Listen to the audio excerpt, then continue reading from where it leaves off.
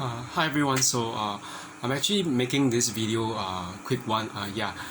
Hopefully it doesn't really stretch so long. But actually, I wanted to really talk about something that struck my mind today because it was something that I actually have been thinking about.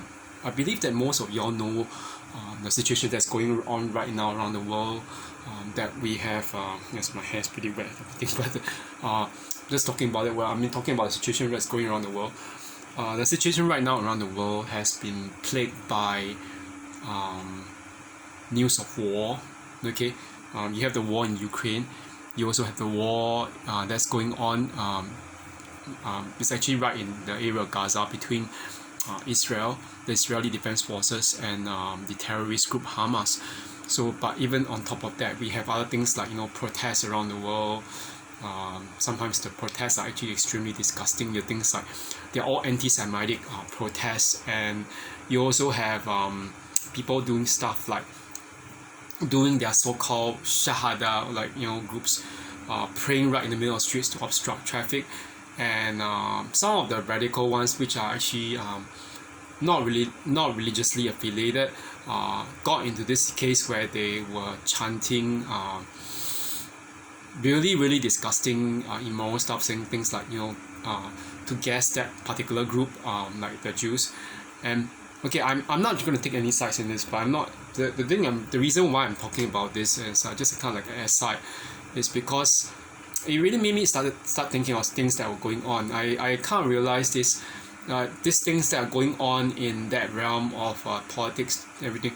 It's like it seems to be a reflection of what's going on in our own individual realm, in that emotional and psychological sphere, with regards to the whole phenomenon of psychological narcissism, especially on the pathological range, and also our own shadow selves.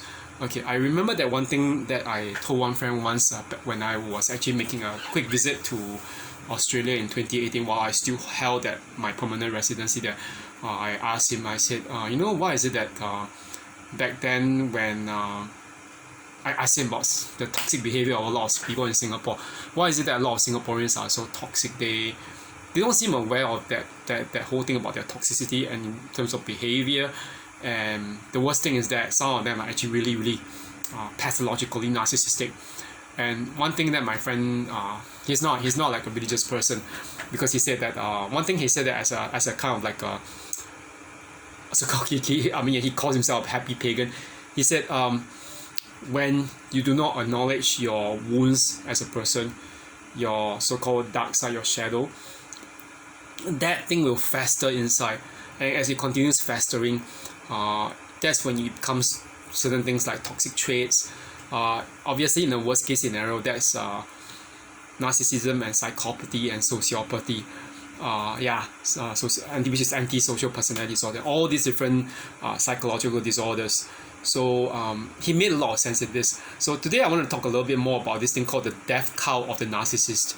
Okay, I know that a lot of people are saying that this kind of debate has been going on and on about certain religions. I'm not going to name a particular religion. I don't want to create any kind of offensive things, but that particular religion where people pray 5 times a day, and that kind of debate about whether people in that particular religion are, we know that most of them are not terrorists or radical, but there's always that small percentage, and in some cases there's always that percentage of people who are very fundamentalist, who will actually create trouble. And that's not just that, they even side with groups like Hamas and Palestine, not Palestine but Hamas in general, and they are for anti-Semitism. So but the whole thing about this, it just made me realize that there's always a group as well in, talking about human race. We have the narcissist, and the narcissist is itself, he or she, okay, are themselves part of a so-called death cult. Okay, why do I say that?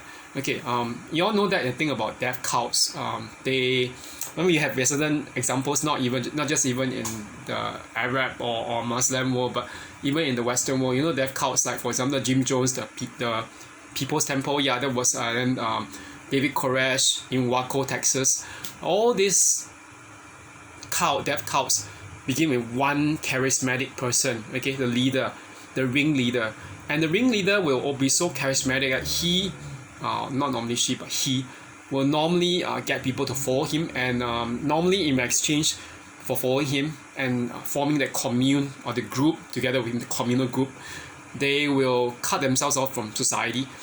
They won't form the mainstream, generally, and they actually end up, but of course, as time goes by, they start growing, and they might actually get encouraged to do certain things that are actually illegal. But why is it that they're so successful? Okay, the thing is that the leader, that death cult leader, will always promise certain things like heaven, okay, in exchange for you giving him sex, money, devotion, things like that. And when I was thinking about it, oh, wait. Doesn't that remind you of one particular disorder, which is narcissistic personality disorder? Because the narcissist demands supply in the form of sex, money, power, attention, which is exactly what all these death cult leaders exactly want. And there's a lot of isolation as well, because they actually isolate their victims. Okay, these narcissists isolate all their victims from their family, their friends, and I mean, it may not be a physical case where you move out to live with them, but in some cases I do know of people who actually end up not talking to their families or their friends, or that narcissist actually comes between them and their friends and family. It's very common, and I have witnessed cases where basically people just cut you off because they think that the narcissist is correct about you, when they actually spread certain things about you, certain kinds of true stories or certain tales about you. Okay, so that's part of the so-called smear campaign. And the thing is this: the smear campaign doesn't necessarily begin after you leave the narcissist or after the narcissist throws you aside, but they actually begin even while you are with the narcissist. Okay, or even before the narcissist actually, and you actually get into that particular relationship. Okay, what do? They go around telling people that think bad things about you, and then the thing is that people who hear all these bad things from the narcissist about you, they may or may not believe in the narcissist, but they will somehow try to find out from you what's going on, and then they'll try to befriend. That's what I realized myself, because I didn't realize this myself years ago when I was with that one particular narcissist. I wondered what was the strange thing. Why did that particular narcissist actually mention that one common friend who was like this German-speaking Swiss guy, saying, "Oh, I know that person. Do you want me to talk to him? Why do I need to tell him anything about myself as a friend or acquaintance? I barely even know them." But when that particular narcissist told me that kind of things, I was like, that in sense, I wouldn't think of it about it back then, but after we stopped talking, then it dawned on me, wait. Why is he mentioning that? Because obviously he is trying to tell him tales about me, mostly part of the smear campaign and tales, and that was before I even got to be friends with that particular narcissist. So they go around spreading all these tales to be because they want to isolate, divide and conquer. Is very common with narcissists. So this part of the so-called death cult. And the strange thing is, people who are even outside of it tend not to actually be aware, unless they are really awakened, empathetic, or empaths, who are higher up in the empathy scale. They wouldn't even exactly, be able to tell that smear campaign apart from the lies apart. They can't recognize it. Okay. Then I realized that why is it that that particular German-speaking Swiss guy was asking about things like my so-called my personal lifestyle, my sexual habits, my things like that. I was like, wait, who told you all this stuff about me? And I don't have you have any. I was living pretty much a celibate life. I don't go sleeping around. I don't fuck anyone. I don't screw anyone. Okay, no offense, but that's just my personality. And I don't believe in open relationships. I think that people who do that are really, really terrible people. Okay, it doesn't matter whether you're a guy or girl. If you're doing that, you're really a terrible person. Okay, I'll just be honest. I try to avoid all these kind of people, because polyamory is really very irresponsible. Okay, even if you don't spread any diseases, you're actually using other people for your own selfish ends. Okay, but the thing is this: they really begin with a charismatic person, and that charismatic person is so good at promising you everything. They say, they promise you heaven, whatever, all these benefits. They can have very good talkers. But the strange thing is that we don't know that they are spreading tales about us. And this tales or this smear campaign would definitely isolate us from the mainstream of people, because people can't recognize. It's just like all the smoke and mirrors, in the Wizard of Oz. People thought, the Wizard of Oz was this big giant head floating around that was doing all this magic, but you realize that behind all those projections is actually a short bald-headed humbug from Kansas City. And he also flew away in a hot balloon, leaving Dorothy to actually try to figure out how to actually get back to Kansas by herself magically. It's just like a symbolic statement, but it says everything about what narcissists are. They are full of hot air. They don't mean anything. Okay, but okay, the thing is, on this level, it might seem very superficial. That you'll be wondering, so what? They are just like making promises. It won't kill you. You can still run away. They'll even discard you. But we know that a lot of this. Okay, the thing about all these narcissists, why do I say it's a death cult? Because if you look at what all these terrorist groups are doing, it's a kind of parallel that I always see. Terrorist groups tell you that they promise you a reward, and the extreme end. Okay, how do you get to that reward other than giving money, power, belief, control, rendering your autonomy to them? You actually become a slave. Okay, you do things for them, and some of these things are extremely immoral and evil. Why do they do that? Okay, you do things like now we know that recent news, there's this news about bombing of a church. It's not a church, it's actually a school hall. That was used for physical education, but that was used but at the point in time when it was being bombed, it was actually used for Catholic mass. Okay, so can you imagine in a predominantly Muslim area in the Philippines, which is actually a predominantly Roman Catholic or Christian country, where and in an area which is being plagued by a so-called Islamic Liberation Front, what this thing amounts to? Okay, that particular town which was plagued by those suicide bombings was not exactly agreeing to separate to become a so-called semi-autonomous or autonomous self-governing Islamic area in the Philippines. Okay, it refused to. It didn't vote for that motion, and then it just got attacked. And then it was like you just realize, a lot of these things were. It's definitely politically motivated, although we don't know what's going on. Because it just happened, I think, today on Sunday, which is kind of sad. And my prayers are going out to these people. But the thing is, this whole sense that the death cult of a narcissist is very similar. They will get people to do evil things to hurt you. Okay, I'm not really bluffing about it. They might. Okay, I mean, the worst case. I mean, the kind of scenario that I've experienced. Normally, they spread tales. They don't just spread tales to other people, but they get other people to check in on you. And of course, in Singapore, such things will get punished. If you try to hurt someone physically and get someone to do it, even if you are the mastermind, there is an ability to trace it back to you, and you will still get prosecuted. That's a good thing about law here. But I'm sure that elsewhere there are people who are capable of doing that around the world. And I know that there are people who say that like they have a so-called narcissist in their lives, like an abusive former spouse or partner, and what happens is that partner actually got someone in the church that they used to attend together to actually harass the person who left. Okay, to harass the empath or the spouse who managed to escape.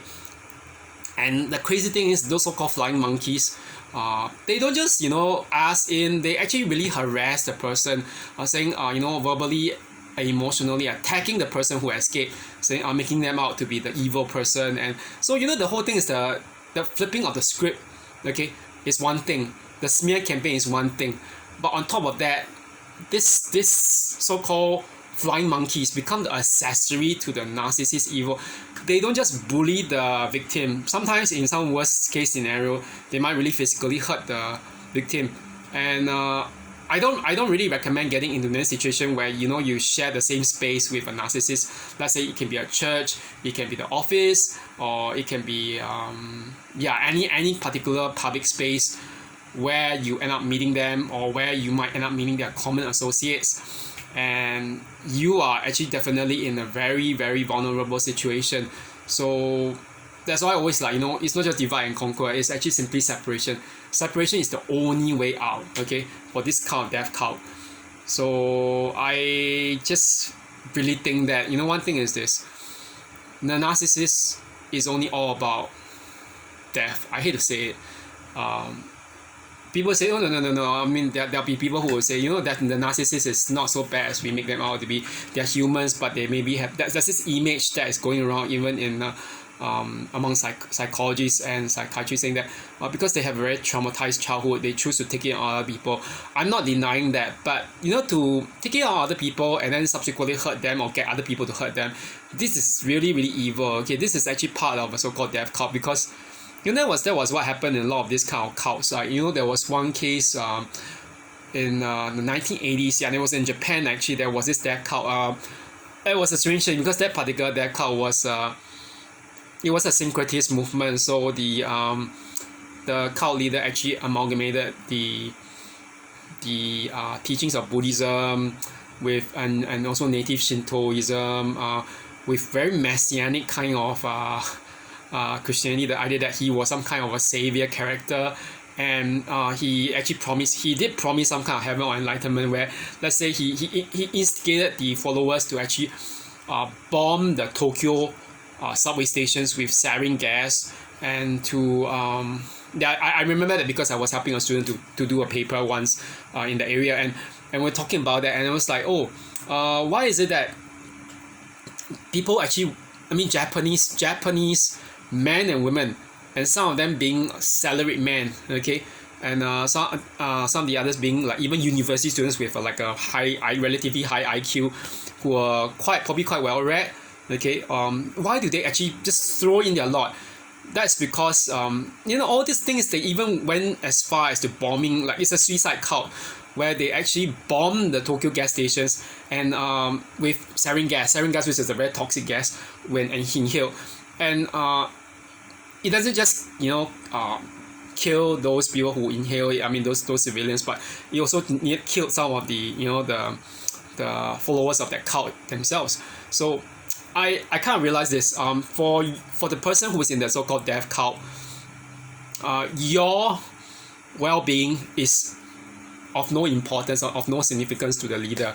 Okay, it's the same thing with the narcissist. The narcissist doesn't care. He or she doesn't care the heck about your life. Okay, you are just an accessory for them to hurt other people, and they will do that to you. Even you can be the so-called main supply, secondary supply, whatever. They will still use you, and then on top of that, they also have the flying monkeys who are helping them to do their work to also hurt you. So I think it's good to actually realize this. To start realizing the warning signs, and when is someone trying to manipulate me, when is someone trying to actually make use of me. And one thing that I told a psychologist once while doing the counseling with her, I was the one being counseled, obviously. I asked, how is it possible that people like us, like me, who are very considered very intelligent, well educated, we are quite empathetic, how is it that we could fall prey to all these people? And she said something that kind of like just said, she just said, but that's what grooming is about, right? Grooming. Okay, I'm not talking about grooming of hair, grooming of your face or your body, whatever, but grooming as in preparing someone, priming someone to be manipulated. And the grooming, okay, in terms of psychology, and we know that the first thing, it begins with love bombing. It's very common among, not just among those so-called death cults or cult groups, but even among narcissists. Okay, what narcissists do is that they actually flood you, okay? They flood you at the beginning with all these, just like I was saying, all these promises of heaven or whatever thing, or whatever benefits. But sometimes it's not just benefits. It could be simply just like attention. And for us, I think a lot of us empathetic people, empaths, we come from a background, let's say we're in our childhood or even our youth and adulthood, where we feel that we are kind of starved of love or some form of affirmation and affection. Some of it could just be because of our family, like our parents don't really give us enough of that, or we don't have it from our friends are always busy, or they don't click with us, things like that. And all these narcissists and their so-called accomplices, they are very good, just like any cult members who recruit. they hone in on your weak area, on what your needs are. They find out for themselves, and then they actually directly target that thing. Okay, so I don't recommend letting people know too much about you at the beginning when you meet them. Okay, this is very dangerous. And if they start asking you questions non-stop about yourself, I think you should start backing away, because you know that for anyone who's in the right mind, we don't even share so much about ourselves. Why do we need to go and keep on bugging someone else as well? And it's a very asymmetrical kind of exchange. If you look at it this way, they know all the things about you. You don't even know much about them. You just know that they're interested in you, and interested in you for what? Okay, that would be the question that's constantly running on in the mind. But I think for us, because we are so empathetic, most of us just give people the benefit of the doubt, and it's not very safe. Okay, and with cult groups, that's the thing. And I kind of realized this, especially when I was working in Japan. One professor, Professor Suzuki, who was actually my colleague. I mean, people just call me Teo Sensei. That was my name. My last name. And then the thing was this. He told me as a professor who has been around. He said, what did he say? He said that he saw some students talking to some people who were dressed up in some particular uniform. And he said, those are recruiting for some cult groups. And I'm trying to take them apart to talk to them. And I was realizing, so this is actually common even in Japan. Surprising for the fact that most Japanese claim not to believe in a religion, or despite being born Shinto or Buddhist. So, and as we know, they really recruit. They are quite aggressive recruiting people. It's the same thing with a narcissist. They are very good at recruiting their so-called supply. The grooming techniques are actually very precise, very professional, and we can probably even call them professional scammers. Although they don't have a real license saying that I'm a scammer. Of course, they don't say it right on their foreheads. I am a scammer. I scam you for love, with love, promises of love, or whatever, or heaven, or whatever for supply. But that's what they do. Okay. So I really hope that all of us will start wising up right now, because what do I mean now about when I'm talking about all these things concerning this so-called death cults and the cult of the narcissist, which are kind of like parallel to each other. Okay, I actually said this on my Facebook and my social media. Okay, so right now, with all these wars and all these conflicts that are going on, I think a lot of us are thinking, is this doomsday? Is the world coming to an end? Actually, no, I don't think so. Okay, I don't believe it, because I grew up in that kind of background where I was just constantly scared about rapture.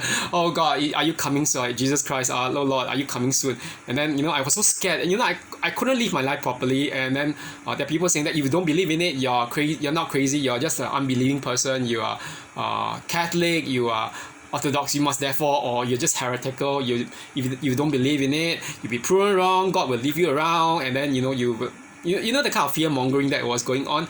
But I realized that itself was also another kind of death cult in itself. Then I realized, the rapture death cult is another one. Okay, it happens a lot.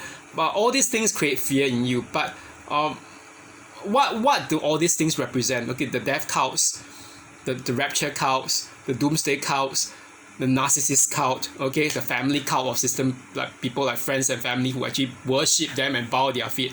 Okay, all this is actually a matter of us. Okay, why do I say that? It's a test of our own consciousness as a group, okay, as society, not just us, society, but it starts with us first, okay, especially if we are empaths, very empathetic people. We need to start realizing, everything begins with us. Whether we are aware of all this, whether we are not aware of this, everything still falls back on us. We have that responsibility. Once we know that they are narcissistic, run for cover, okay? Cut them off immediately. That applies to the associates. Don't have anything to do with them, okay? Light cannot have fellowship with darkness. That's very simple, okay? I don't care whether you say, but I know that person for how many years. I didn't realize that people do change, sometimes.